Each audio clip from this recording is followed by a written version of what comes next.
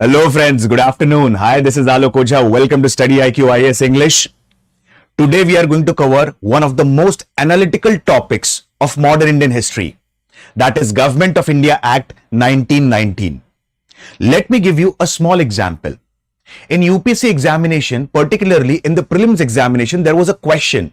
Rather than saying there was a question, there was a statement in a particular question, and the statement goes like, the genesis of Rajya Sabha can be traced back to option A, Indian Council Act 1909, B, Government of India Act 1919, Government of India Act 1935, or India Independence Act 1947.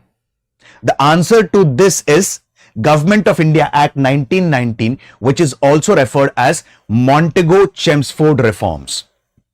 So, today's session is quite important because here we are going to understand the analytical perspective of the Government of India Act 1919. And we are also going to cover one of the major topics, that is Khilafat movement along with Government of India Act 1919. Session won't be much longer. It is 30 to 40 minute session. So please stick in the video till the end. Correct, guys? So let's move ahead with Khilafat movement and Government of India Act 1935. Before this, let me inform you one thing. Many aspirants have a question, sir, after the session, where to download the PDF of the session from. You can download the PDF of the session from my Telegram channel, history_Alok Ojha.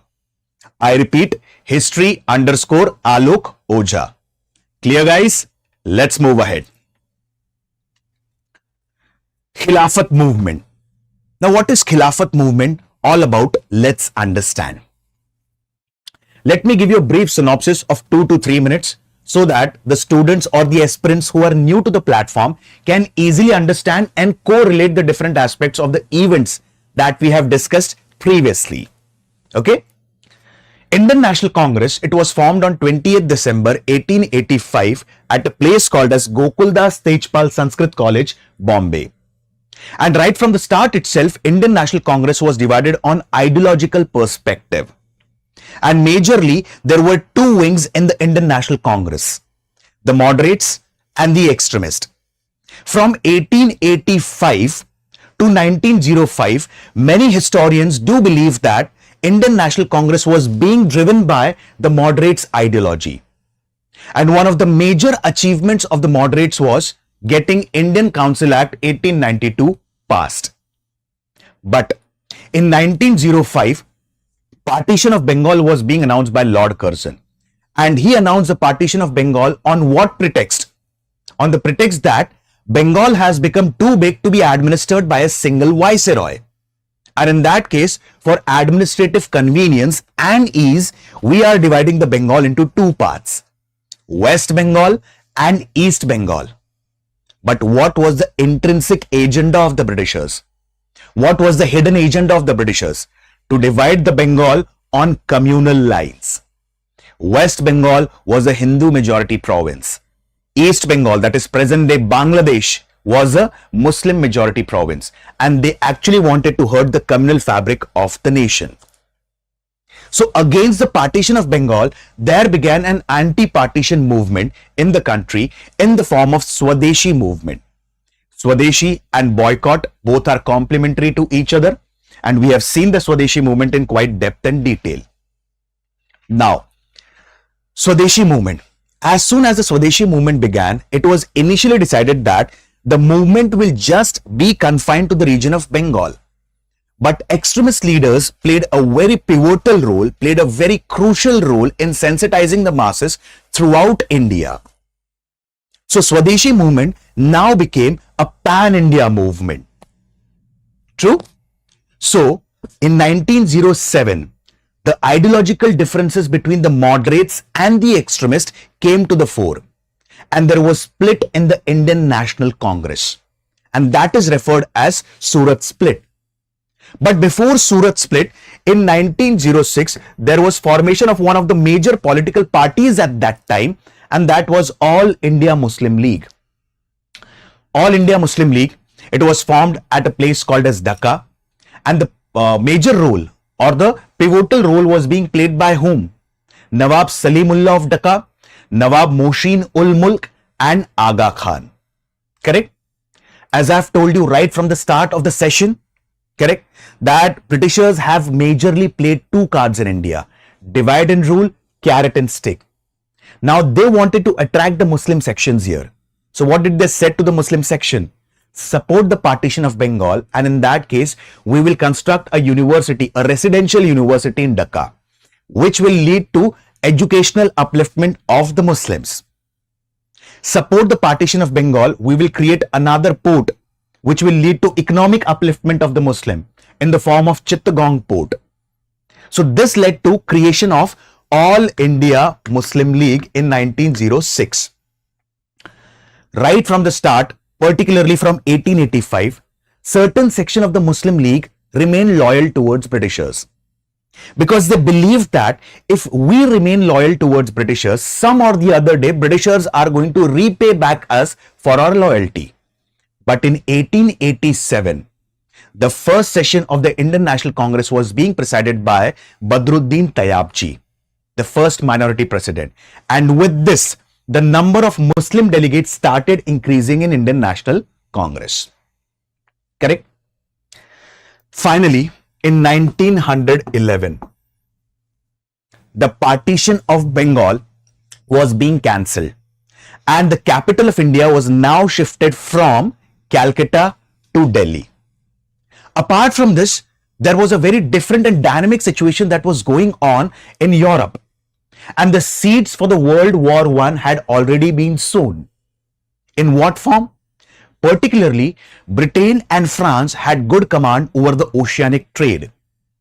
But Germany later on declared that the future of trade lies in waters. Initially, Britain had followed the policy of splendid isolation. What is splendid isolation? Here, they only focused on the maritime trade rather than focusing on the wars. But as soon as Germany declared its intention, Britain and France, they got alerted. Why? Because Germany had now created an alliance.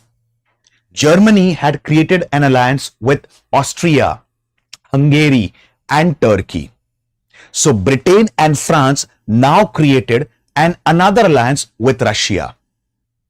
So on one side, we have Britain, France, and Russia. On the other hand, we have the central powers in the form of Germany, Austria, Hungary, and Turkey.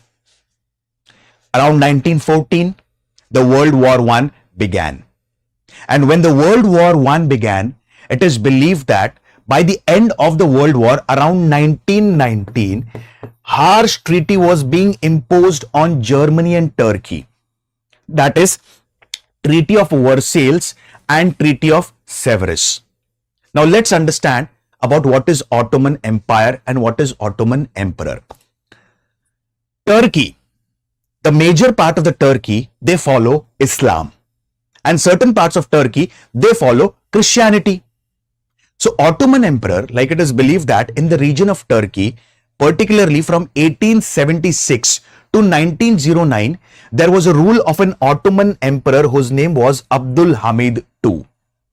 Now at its peak, at its greatest peak, Ottoman Empire majorly covered the parts of Turkey, Romania, Bulgaria, Syria, Iraq, Jordan, certain parts of Arabian Peninsula, and many other parts. But the seat of the Ottoman Empire was at Turkey. And the ruler of the Turkey, the Ottoman Emperor, he was also referred as the Caliph. Also referred as a Caliph or Khalifa. Caliph is considered as the religious as well as temporal head of all the Muslims across the world. Now the World War I began. Turkey was on the side of the Central Powers. And when Turkey was on the side of Central Powers, as per Treaty of Versailles and Treaty of Sevres, harsh terms and conditions were being imposed on the Turkey.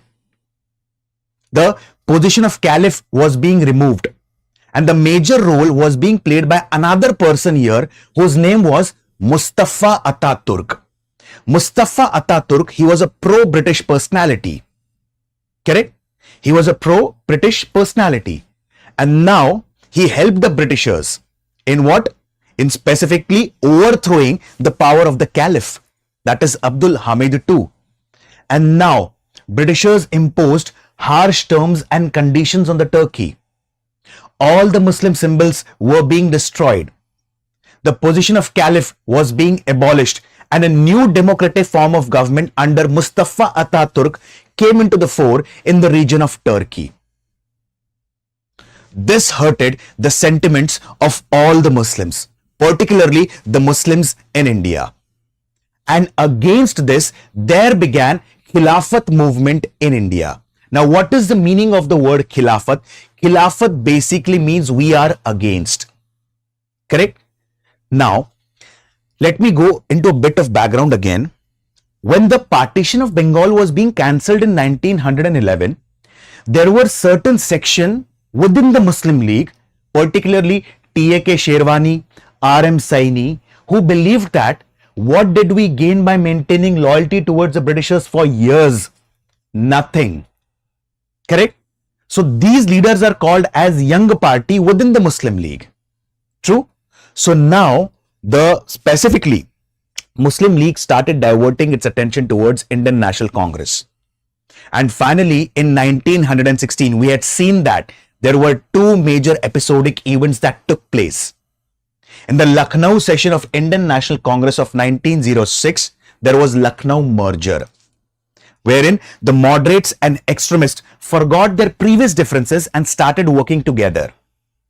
On the other hand, the Indian National Congress and All India Muslim League now decided to work together, and that is referred as Lucknow Pact. Lucknow session of 1916 was being presided by Ambika Charan Muzumdarji, and it saw two major episodes. Correct? Now, Khilafat movement began in the country. In 1918, there was a session of All India Muslim League at Delhi, and the session was being presided by M.A. Ansari. Now, here they have decided that the Khilafat movement needs to be spread to the entire country.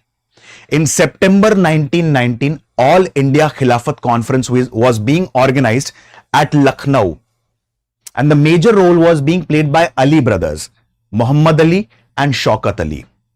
Seth Chotani of Bombay, he is considered as the president, and Shaukat Ali, Maulana Shaukat Ali, is considered as the secretary. Many other leaders also got involved in the Khilafat movement. That is Dr. M.A. Ansari, Dr. Hakim Ajmal Khan. Apart from this, Muhammad Juneja, correct? Maulana Abul Kalam Azad. So many leaders participated in the Khilafat movement. And on 19th October 1919, very important date, 19th October 1919, Khilafat Day was observed throughout the country. In fact, the Khilafat movement was also being supported by many nationalists or many leaders of the Indian National Congress as well. And now, what was the major demand? The first major demand was adopt a lenient attitude towards Turkey. As I have told you, as per Treaty of Sevres and Treaty of Versailles, the territorial boundary of the Turkey was being specifically changed in favor of Britishers. Apart from this, all the Muslim symbols were being destroyed and many regions were being captured. So first demand was adopt a lenient attitude towards Turkey. And the second major demand was restore all the land that belonged to the Caliph, and that was referred as Jazirat ul Arab. I repeat, Jazirat ul Arab.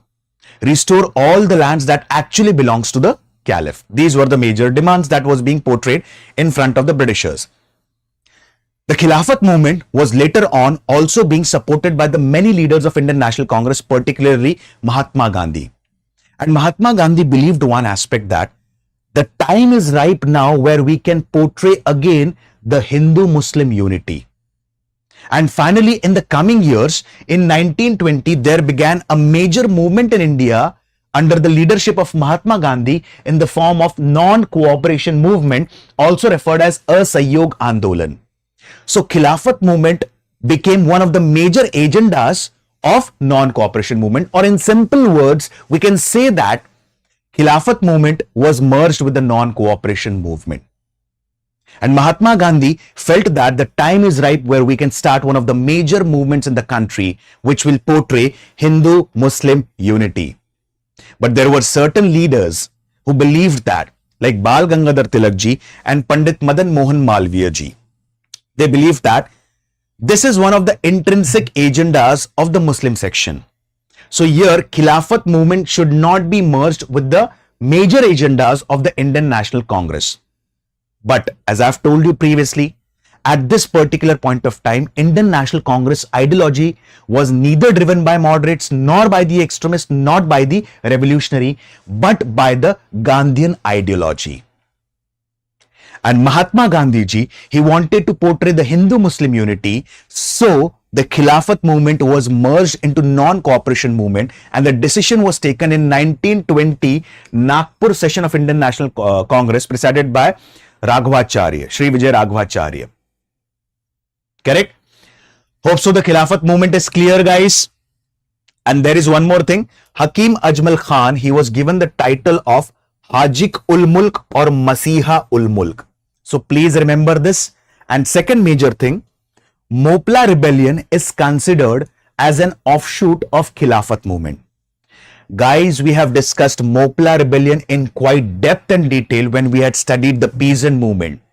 The aspirants who are new to the platform, let me inform you one important fact, and that is I have covered important education commission, charter acts, role of press, famines in India, and many other topics, particularly peasant movement. So aspirants who are new to the platform can watch the previous videos. One can also go through the videos of ancient Indian history wherein we have covered diversified topics in the format of a story. Correct, guys? Coming back here. So, as a part of peasant movement, we had studied Mopla rebellion, which was being headed by Kunja Haji Ahmad and Ali Musliar. And therein I had explained in quite depth and detail why Mopla rebellion is referred as an offshoot of Khilafat movement. So please do remember the statement. Mopla rebellion is also referred as an offshoot of Khilafat movement. Points are clear, guys. Any question, any query, any doubt? Yes?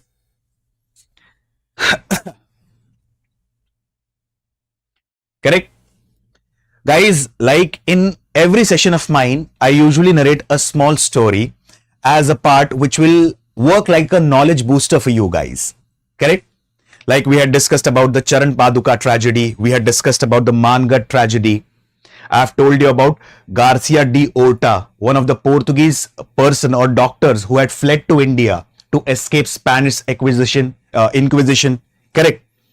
So here, I'll tell you about a story of a person named as Charles Mason. Have you heard about a person named as Charles Mason? Like, forget about this. I'll ask you the first question. Which is the first Indus Valley site to be discovered? And it was discovered or excavated by whom? Yes, guys, please answer in the comment box. Guys, answer is the first site to be discovered was Harappa. And it was being excavated or discovered by Dayaram Sahani. But do you know Charles Mason,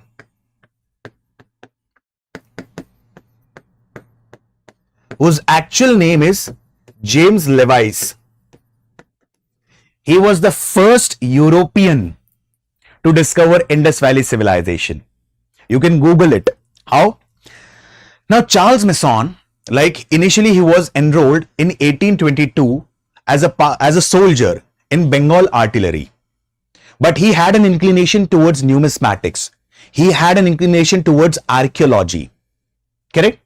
So it is believed that this person, James Lewis, he was inducted into the British Indian Army as in the Bengal artillery, particularly in 1822. In 1827, once upon a time, his regiment or his battalion was posted in Agra.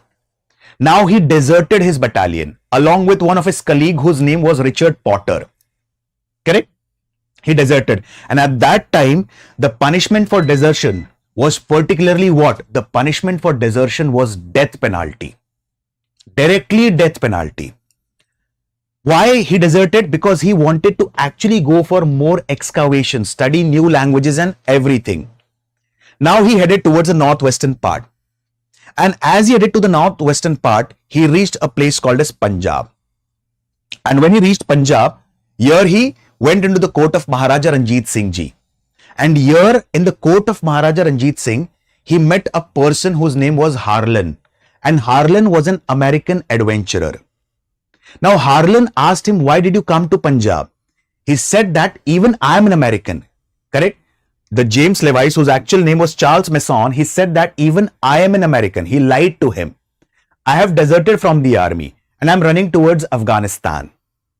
So actually, James Levis or Charles Mason, he wanted to acquire more knowledge from Harlan because Harlan had come from the region of Afghanistan. But after certain time, this person, Richard Potter and James Levis, oftenly referred as Charles Mason, they realized that we cannot acquire more knowledge from whom? We cannot acquire more knowledge from this person, Harlan. So Richard Potter, he stayed in Punjab itself in the court of Maharaja Ranjit Singh.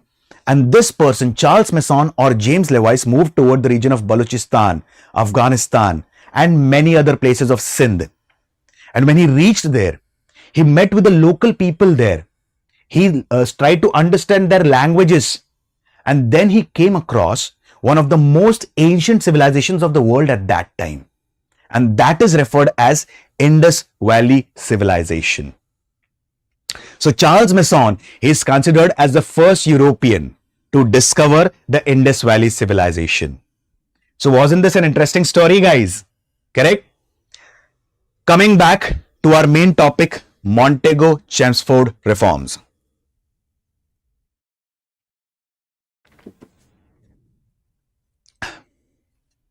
Now, we'll try and understand the Montagu Chelmsford reform in a gradual step-by-step manner so that things become quite crystal clear for you guys. And please pay attention because here I'm going to explain things analytically. Correct? Now let's understand about the Montagu Chelmsford reforms. Montagu Chelmsford reforms is also referred as Government of India Act 1919. Why is it referred as Montagu Chelmsford reform?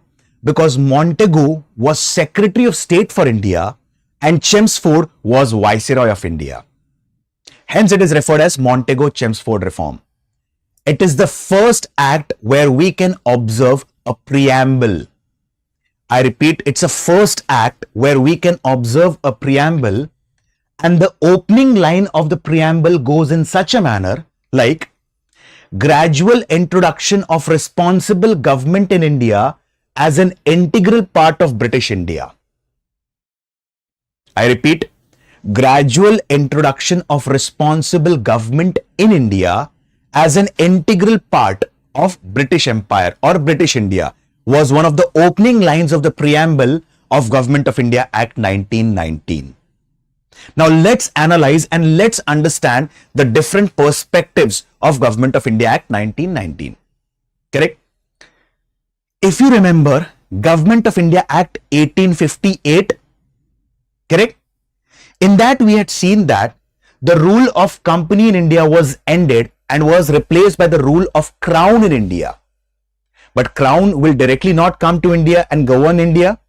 So there was a representative of crown in India in the form of Secretary of State for India. True? So British Parliament or the British Crown, Secretary of State for India, who was assisted in performance of duties by an Executive Council consisting of 15 members. I'm talking about Government of India Act 1858. Okay? And under him was a Viceroy. So Secretary of State for India, he was paid out of Indian revenues. Correct?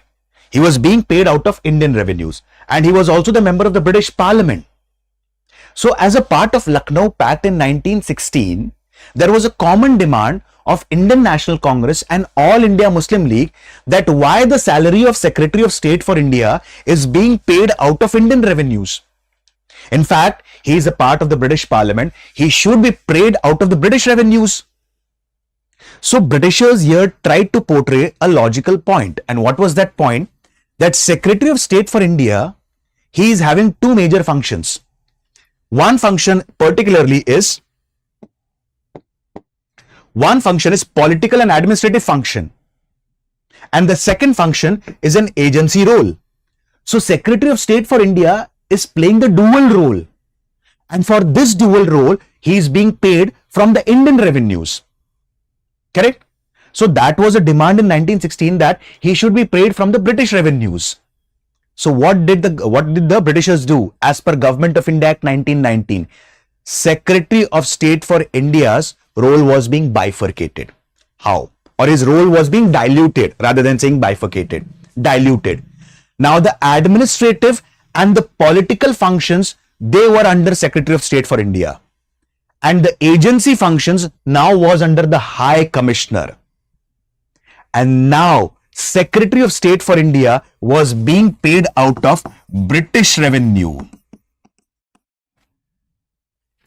and High Commissioner, he was being paid out of the Indian revenue. The first High Commissioner in London was William Stevenson Mayer, and the first High Commissioner of Indian origin was Dadiba Merwanji Dalal. Hope so the first point is clear, guys. We'll go in a gradual step-by-step manner for easier and analytical understanding of this act. I'll repeat the points again. Secretary of State for India till now was being paid out of British revenues. Sorry, Indian revenues. And in 1916, there was a common demand of Indian National Congress and the Muslim League that he needs to be paid out of British revenue. But Britishers said that Secretary of State for India is performing dual functions, administrative and political functions, and as an agency work.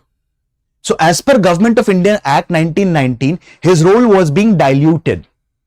Now he is only performing administrative and political function, and the agency functions were being given to whom? It was being given, particularly the agency functions were being given to, yes, High Commissioner. So High Commissioner was being paid out of Indian revenue, and Secretary of State was being paid out of British revenues. Clear first point? Moving ahead. Viceroy's Executive Council. There is an act called as Indian Council Act 1861. We had seen this. As per Indian Council Act 1861, Viceroy's Executive Council had 6 members. True?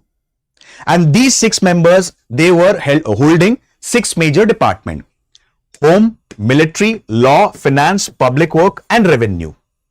And all these departments were under Englishmen. No single department was under Indian. So in simple words, as per Indian Council Act 1861, Viceroy's Executive Council had 6 members and none of them were Indian. Same was followed in Indian Council Act 1892. But in Morley Minto Reforms 1909, we had seen that previously that one law member was included in Viceroy's Executive Council. And the first law member was, yes, Satyendranath Sinha. Okay? So as per Indian Council Act 1909, out of 6 members of Viceroy's Executive Council, 1 member would be an Indian.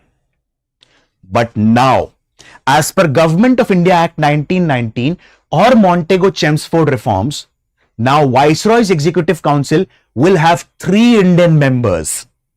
So in simple words, half of the members of Viceroy's Executive Council should be Indian was one of the demands, common demand as a part of Lucknow Pact. Correct, guys? If you remember, that's what I said in the beginning itself. Here we are going to analyze things. Correct? In Lucknow Pact, there was a common demand of Indian National Congress and All India Muslim League that Viceroy's Executive Council should have at least half Indian members. It was a demand there. So as per Government of India Act 1919, now 3 out of 6 members would be Indian. And majorly they held 3 portfolios: Law, Finance, and Public Works. Points clear till here? We'll repeat again in short. As per Indian Council Act 1861, why I'm repeating guys, because these points are very important and very analytical as well. Indian Council Act 1861, Viceroy's Executive Council had 6 members. Home, Military, Law, Finance, Revenue and Public Work. All of them were Englishmen. Indian Council Act 1892, same thing was repeated. Indian Council Act 1909 or Morley Minto reforms. Now, Viceroy's Executive Council had 1 Indian member. But as per Government of India Act 1919 or Montagu Chelmsford reforms, Viceroy's Executive Council will have 3 Indian members. Simple words, half of the Executive Council of Viceroy would comprise of Indians. And major portfolios were Law, Finance and Public Works. Clear till here? Moving ahead. Let's move to the central part. Start of the session, guys, I have told you, the genesis of Rajya Sabha goes back to one of the statements in the UPSC examination. So the genesis of Rajya Sabha goes back to Government of India Act 1919. So, as per Government of India Act 1919 or Montagu Chelmsford reforms, bicameralism was introduced for the first time in India. Bicameralism basically means now there would be 2 houses. One was Central Legislative Assembly, synonymous with present day Lok Sabha with a tenure of 3 years, and Council of States, synonymous with present day Rajya Sabha with a tenure of 5 years. Correct? So, as per, if you remember guys, I'll go back to Morley Minto reforms. Rather than saying Morley Minto reforms, we'll go back to Indian Council Act 1892. As per Indian Council Act 1892, Imperial Legislative Council will have minimum 10 members and maximum 16 members. Correct? Minimum 10, maximum 16. Now, these 16 member, they can discuss the budget, but they cannot ask supplementary questions and they cannot vote on the budget. Apart from this, these were not directly elected, they were indirectly elected. Correct? In 1909, it was increased to 60. If you remember Morley Minto reforms, I am comparing everything for easier understanding of the concepts. From 16, it was increased to 60. Out of 60, 33 were nominated and 27 were elected. Correct? Out of 27, 8 seats were reserved for Muslim under separate electorate. Now, as per Government of India Act 1919, now the seats have been increased and bicameralism was being introduced. So, Central Legislative Assembly with a tenure of 3 years, synonymous with present day Lok Sabha. Council of States with a tenure of 5 years, synonymous with present day Rajya Sabha. Central Legislative Assembly had 145 members, out of which 104 were elected and 41 were nominated. Out of 41, 26 were officials, majorly the Britishers, and 15 were non-officials, majorly Indians. Council of States, Rajya Sabha, 33 elected, 27 nominated. Correct? And 17 officials and 10 non-officials among the nominated one. Officials were majorly the Britishers and non-officials were majorly Indians. Hope you understood this chart. Clear? I'll explain this again.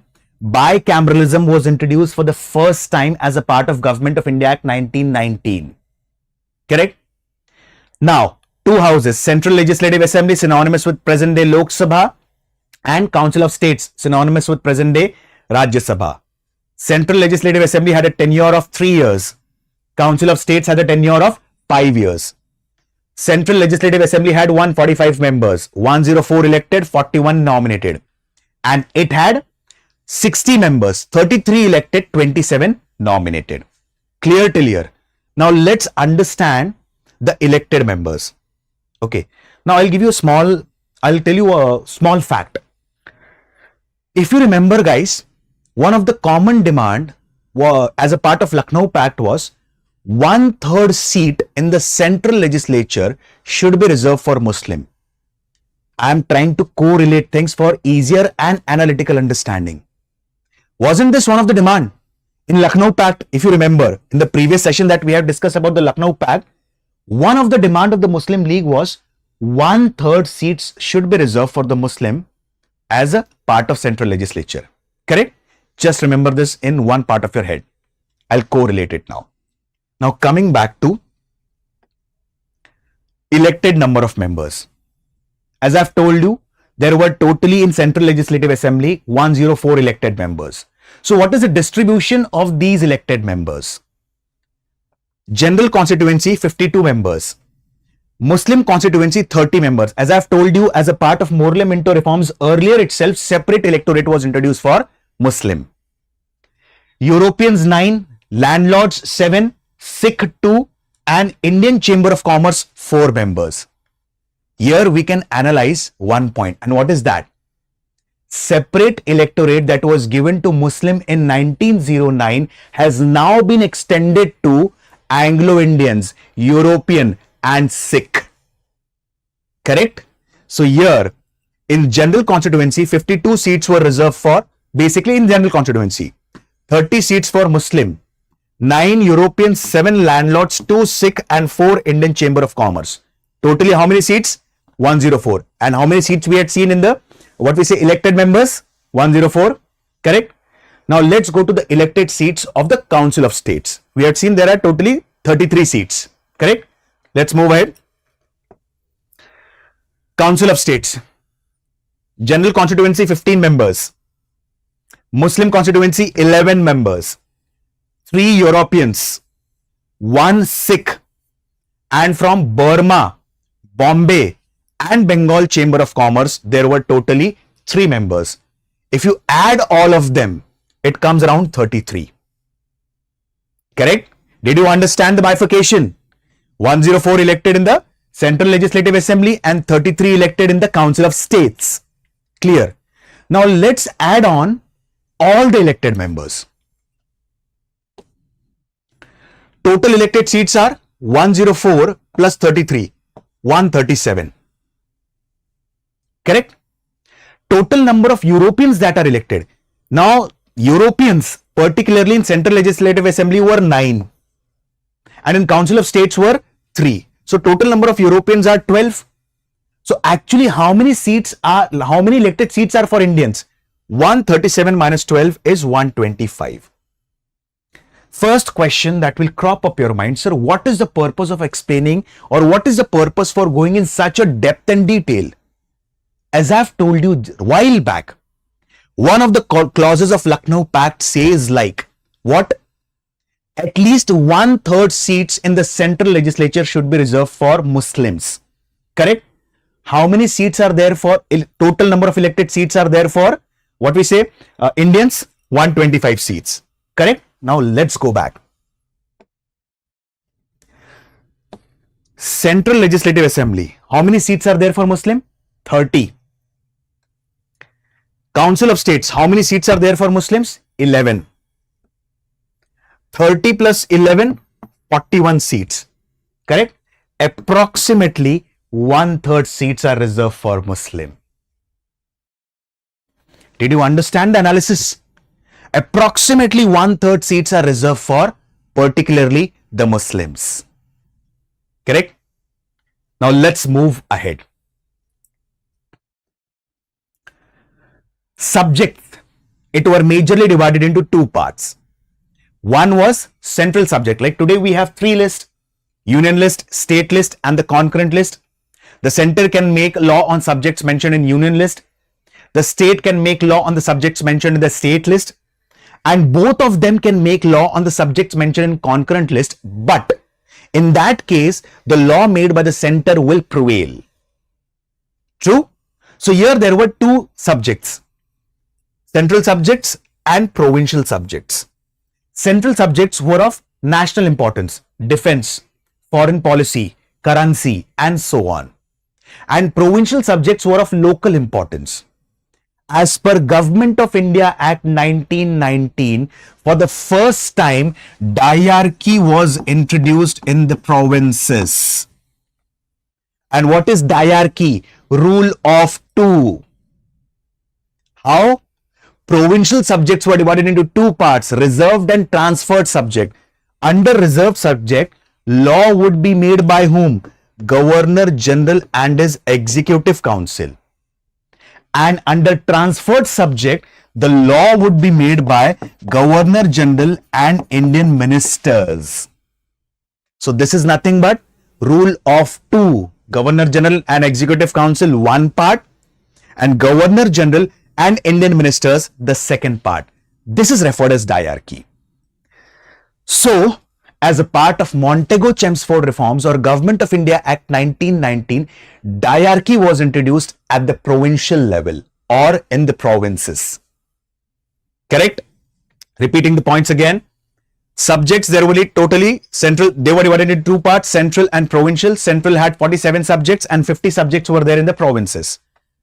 It was divided into two parts, reserved and transferred. In reserved, totally, specifically if we see, the law was being made by whom? Governor General and his Executive Council. And in transferred, the law was being made by Governor General and Indian ministers. Hope so the points are clear? Yes. Budget could be discussed, budget could be voted upon, but still 1/3 part of the budget was non-votable. Sorry, 2/3 part of the budget was non-votable. Simple words, approximately around 70% of the budget was non-votable. You cannot discuss on foreign policy, you cannot discuss on currency, you cannot discuss on defense policy. So, only 1/3 part of the budget was votable. 2/3 was non-votable. And for the first time here, direct elections were being introduced. But again, Britishers played another important card. Who has the authority to vote? Who has the right to vote? People with taxable income of minimum 3,000 rupees had the authority or right to vote. And how many people at that time had the authority to vote? Approximately around 20 to 25,000. I'm telling you an approximate figure. Correct? Maximum 20 to 25,000 people had the right to vote because only their taxable income was approximately around 3,000. And for the first time, Public Service Commission came into force as per Government of India Act 1919. Hope so the points are clear, guys. As I've told you, High Commissioner was introduced for the first time, and the first High Commissioner was William Stevenson Mayer, and the first High Commissioner of Indian origin was Dadima Mirwanji Dalal. Government of India Act 1919 was heavily criticized by the nationalists of all the ranks. It was being criticized by Annie Besant. It was being criticized by Bal Gangadhar Tilakji, who said Government of India Act 1919 is a sunless dawn. Correct? So particularly this is majorly about the Government of India Act 1919. Subhash Chandra Bose ji said it forged fresh fetters for the people of India. Mahatma Gandhi criticized it as further drain of wealth from India. Correct? So guys, this is all about the Government of India Act 1919, also referred as Montagu Chelmsford reforms.